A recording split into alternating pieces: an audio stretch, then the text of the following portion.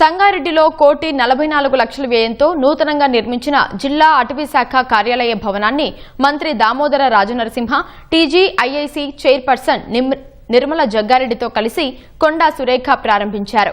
ప్రకృతిని కాపాడుకోవడం ప్రతి ఒక్కరి బాధ్యత అని, అడవుల నరికివేత, పెరుగుతున్న గ్లోబల్ వార్మింగ్ ప్రభావంతో వాతావరణంలో అనూహ్య మార్పులు చోటు చేసుకుంటున్నాయని ఆవేదన వ్యక్తం చేశారు.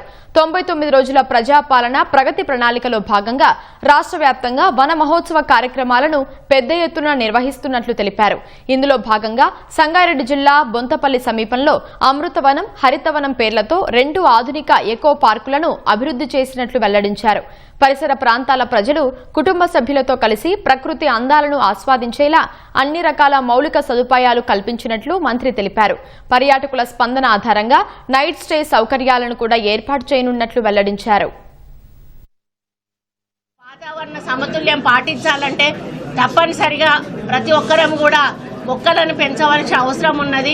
ఈ రోజు మనం చూస్తా ఉన్నాం, ఒక గంట సేపు కాదు కదా, ఒక 10 నిమిషాలు కూడా బయట నిలబడలేనటువంటి పరిస్థితి ఉంది. కాబట్టి బయట వాతావరణం చూస్తే మనకు అర్థమవుతుంది. గతంలో ఎంత ఎండాకాలమైనా కూడా ఇంత ఎండ ఉండేది కాదు. ఈ రోజు ఎండలు ఇలా మండిపోతున్నాయంటే కారణం దానికి పచ్చదనం సరిపోవడం లేదు కాబట్టి ఎండలు మండిపోతా ఉన్నాయి. జహీరాబాద్ ను నారాయణఖేడ్లో కూడా నెక్స్ట్ ఇంకొక నెల రోజుల లోపల అది కూడా ఓపెనింగ్ చేయబోతున్నాం ఇకో పార్కులు. మరి రాబోయే హరితహారంలో కూడా ప్రతి ఒక్కరు ప్రతి ఇంటి నుంచి కూడా పాల్గొని, ముఖ్యంగా విద్యా సంస్థలు పాల్గొని పెద్ద ఎత్తున సక్సెస్ చేసి వన మహోత్సవం ఏదైతే ఉందో దాన్ని ముందుకు తీసుకువెళ్లాల్సిన బాధ్యత ప్రతి పౌరుడి మీద కూడా ఉందని తెలియజేస్తూ ఆరోగ్యంగా ఉండాలని చెప్పి కోరుకుంటూ సెలవు.